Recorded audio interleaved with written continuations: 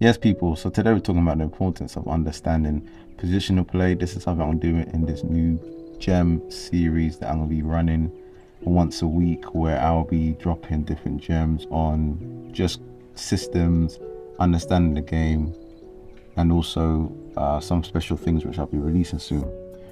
But let's start with the main vocal point on how important it is to understand where you need to be on the football pitch.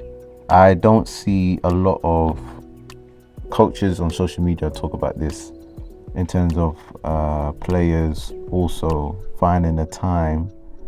I may be wrong, but I don't see a lot of players finding the time contacting players or coaches and sitting down with them and trying to find out how can I better understand the game. If I'm playing against a possession-based team, how do I position myself?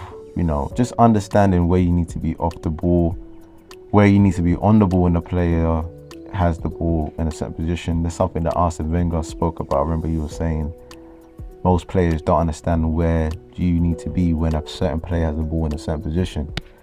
And that is just a whole different spectrum of the game of football at that level. Not by chance, everybody is just standing where they are. When you look at the Premier League games today, they are taught, drilled, and understand through homework. We've seen on All or Nothing when Arteta's asking the players questions on, where should you be, and they have to do homework on a tactical analysis on the game, because Arteta is breeding a culture of intelligence. For you to play for Arsenal Football Club, for you to play for Man City, for you to play for these sort of clubs, the Bayern Munich, etc., you have to have intelligence. And so that's why I want to talk about today, understanding the importance of positional play. It's like in Ajax. Ajax, from the age of 8 years old, people, the players are drilled in understanding diamonds and triangles, positional shapes, which is important for them to take on throughout their time at Ajax, from youth level all the way to the first team. So that's why they do such things such as the 4-3-4, 7-3-7, known as the Dutch Vision sort of training schedule, which teaches the players about angles and distances and about passes and how to receive the ball and the weight of pass and the touch needed. And it's just amazing. I'm going to be doing another gem series on the Ajax coaching system, etc. I feel that they are just, they are just in a different level of just breeding players to have long-term careers in the game of football. So today I'm going to talk about tactical positional play, and we're going to go with the first one, which is the numerical dominance, which is known as overload and outnumbering the defenders. And this is something where, if you look at this diagram, which is fantastic by phase of play, you can see the importance of you understanding as a centre back, as a number 5 and number 4, where should you be positioning yourself and why, and so that it creates a 4v1 against that number 9. So no way you should be getting pressed or feeling under pressure. You should know, as long as the 6 is there, and I've got a diamond here that play, if I'm here, then I can go here. There's so much options when the game of football is broken down like this. And I hear even at another club I went down to just recently, semi-professional club, step 3, manager shouting to a player, get in space, and the guy just looked lost, didn't know where the space was.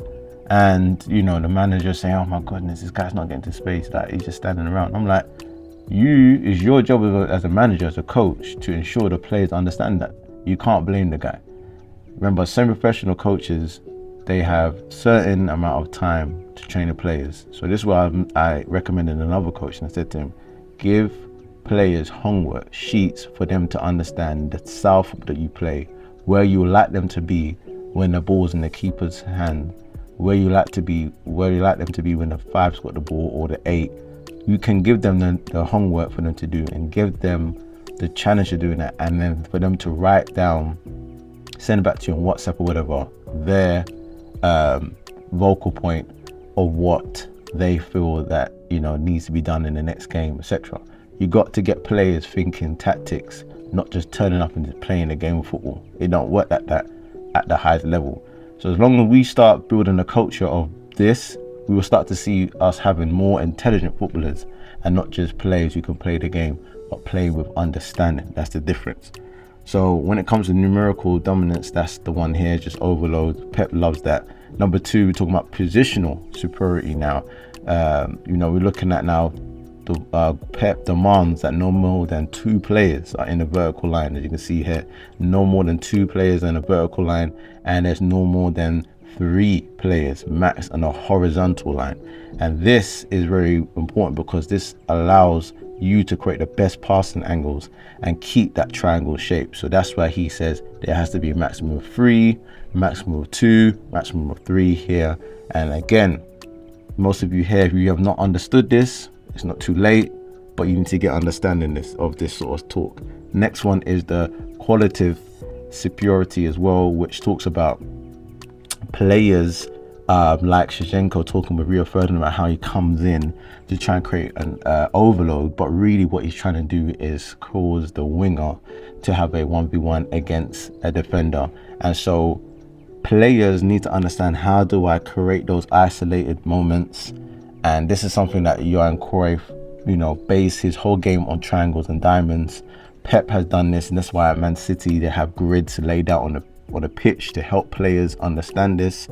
And I just feel that if you as a player can understand this type of football, you will bet yourself. And that's why Pep has the 15 pass rule, that you cannot go from the offense without making 15 passes. He said he believes that this is the key to breaking down the team. But we'll talk about that another time. Let me know what you think about this.